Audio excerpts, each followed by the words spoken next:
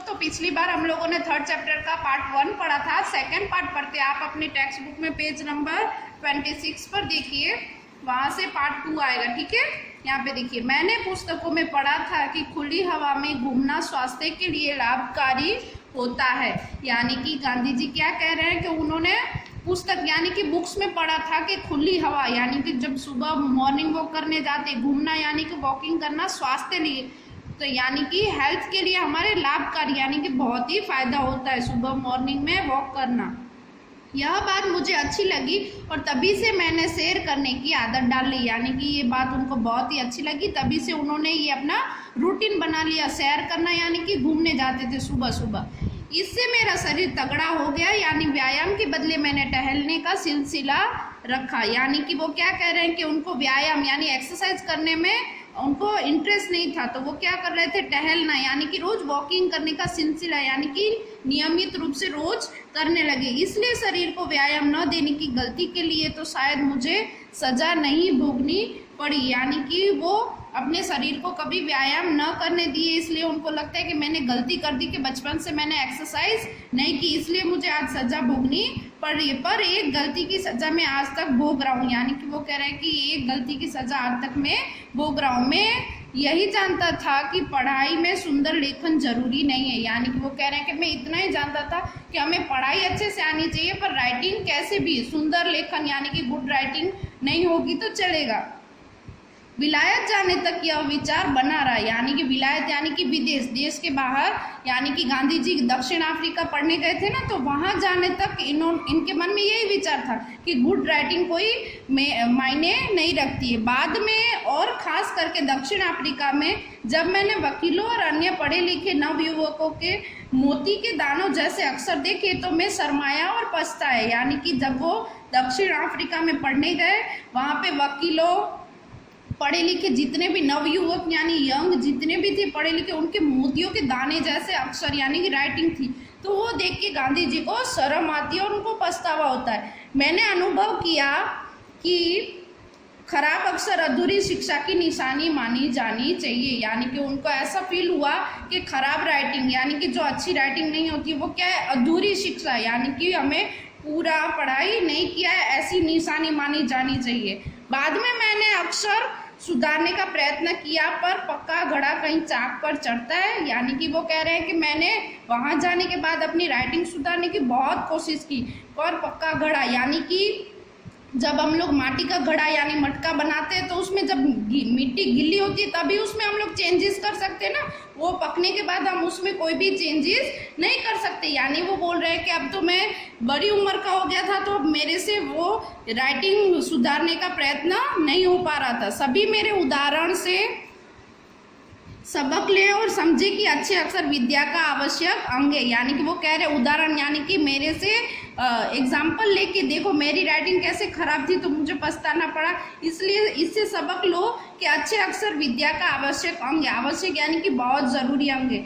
यानी कि हम पढ़े लिखे हो तो हमारी राइटिंग अच्छी होनी चाहिए। अच्छे अक्षर सीखने के लिए चित्रकला आवश्यक है, इसलिए बालकों को चित्रकला पहले से सिखानी चाहिए। जिस तरह पक्षियों, वस्तुओं आदि को देखकर बालक उन्हें याद रखता है और आसानी से पहचानता है, उसी तरह जब चित्रकला सीखकर चित्र आदि बनाने लगे तभी अक्षर पहचानना और लिखना सीखे तो उसके अक्षर छपे अक्षरों के समान सुंदर होंगे।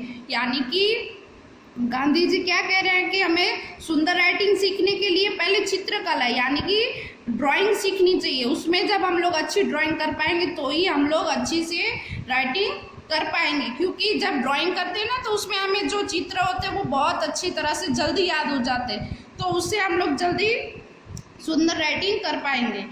इस समय के विद्याध्ययन के कुछ संस्मरण और भी उल्लेखनीय। यानी कि इस समय यानी वो अपने समय की बात कर रहे हैं ना गांधी जी, तो वो बता रहे विद्याध्ययन यानी कि पढ़ाई, कुछ संस्मरण यानी कि याद, उल्लेखनीय यानी बताने जैसे।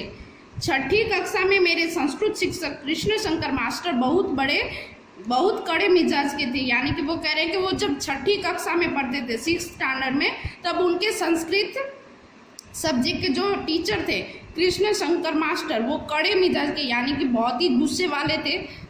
विद्यार्थियों को अधिक से अधिक सिखाने का प्रयास करते थे, यानी कि वो बहुत ही स्ट्रिक्ट थे और बच्चों को ज़्यादा से ज़्यादा संस्कृत सिखा सके उसका प्रयत्न करते थे। परंतु मैंने संस्कृत की कक्षा छोड़कर फारसी की कक्षा में बैठना शुरू कर दिया। गांधी जी क्या कह रहे हैं कि वो संस्कृत की कक्षा यानी संस्कृत के क्लासेस छोड़ के उनको फारसी में इंटरेस्ट था, तो वो फारसी भाषा सीखने के लिए उस क्लास में बैठते थे। फारसी के मौलवी बहुत ही नरम दिल के थे, यानी कि फारसी के जो टीचर, मौलवी यानी उर्दू भाषा है उसमें मौलवी बोलते हैं, तो वो नरम दिल के यानी कि बहुत ही अच्छे से सबको सिखाते थे। लेकिन इस बात से संस्कृत शिक्षक को बहुत दुख हुआ, यानी कि जो संस्कृत के टीचर थे उनको बहुत दुख हुआ कि मेरी क्लास छोड़ के फारसी की क्लास में बैठते। उन्होंने मुझे समझाया, मैं तो सब छात्रों को बढ़िया संस्कृत सिखाना चाहता हूँ, आगे चलकर उसमें रस के घूंट पीने को मिलेंगे, तुम्हें यूँ हारना नहीं चाहिए, तुम फिर से मेरी कक्षा में आकर बैठो। यानी कि संस्कृत के जो टीचर्स हैं वो गांधी जी को समझाते हैं कि तुम्हें संस्कृत बहुत ही हार्ड लग रहा है, इजी नहीं लग रहा है, मुश्किल लग रहा है, इसलिए तुम फारसी में जाके बैठते हो ना। तो तुम्हें कोई भी नया काम शुरू करते वक्त हमें हार्ड लगता है, पर बाद में हमें उसमें इजी लगने लगता है, अच्छा लगने लगता है। तो वो वही समझा रहे हैं कि तुम आके बैठो, मैं सबको अच्छे से सिखाना चाहता हूँ, आगे चल के रस के घूंट यानी कि रस यानी कि आनंद, यानी तुम्हें उसमें बाद में संस्कृत में बहुत ही खुशी होगी, यूँ हारना नहीं चाहिए। यानी कि तुम्हें ऐसा नहीं सोचना चाहिए कि मुझे संस्कृत नहीं आएगी, फिर से मेरी कक्षा में आकर बैठो। यानी कि वो कह रहे हैं कि एक बार ट्राई करो, फिर से आओ मेरी क्लास में। मैं आज कृष्ण शंकर मास्टर का उपकार मानता हूँ, क्योंकि जितनी संस्कृत में उस समय सीखा उतनी भी न सीखा होता तो आज संस्कृत शास्त्रों का रस न ले पाता। यानी वो कह रहे हैं कि आज गांधी जी को जितना भी संस्कृत आ रहा है वो उसके लिए उनको कृष्ण शंकर मास्टर जी है उनका उपकार मानते हैं कि उनकी वजह से ही मैं संस्कृत सीख पाया हूँ, नहीं तो मैं आज इतनी नहीं सीख पाता, वो फोर्स नहीं करते तो। अब तो मैं यह मानता हूँ कि भारतवर्ष के पाठ्यक्रम में मातृभाषा के अतिरिक्त हिंदी, संस्कृत, फारसी, अरबी और अंग्रेजी का स्थान होना चाहिए। यानी कि गांधी जी कह रहे हैं कि भारतवर्ष में यानी कि हमारे भारत देश में पाठ्यक्रम यानी कि सिलेबस में मातृभाषा यानी कि जो हमारी प्रादेशिक भाषा होती है ना, लैंग्वेज, वो उसके अतिरिक्त यानी कि उसके अलावा हमें कौन सी भाषा आनी चाहिए, हिंदी, संस्कृत, फारसी और अरबी और अंग्रेजी, ये सबको आना चाहिए। भाषाओं की इस संख्या से किसी को डरना नहीं चाहिए। यानी कि वो कह रहे हैं कि कोई भी भाषा सीखने के लिए हमें डरना नहीं चाहिए, भाषा पद्धति पूर्वक सिखाई जाए और सब विषयों को अंग्रेजी के माध्यम से सीखने सोचने का बोझ हम पर न हो, तो ये भाषाएं सीखने में हमें बहुत ही आनंद आएगा।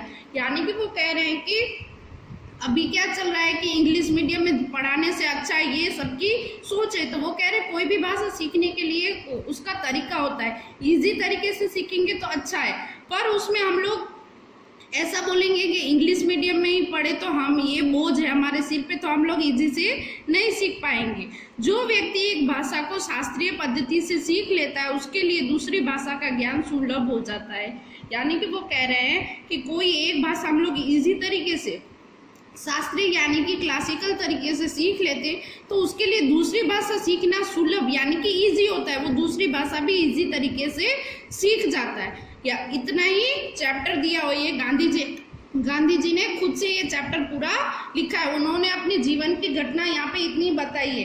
तो इस चैप्टर में उन्होंने क्या क्या बताया है कि पढ़ाई में सुंदर अक्षर होने चाहिए, हमें एक्सरसाइज रोज करनी चाहिए और सारी भाषा का ज्ञान होना चाहिए। ठीक है, इतना सीखा है। ठीक है, थैंक यू।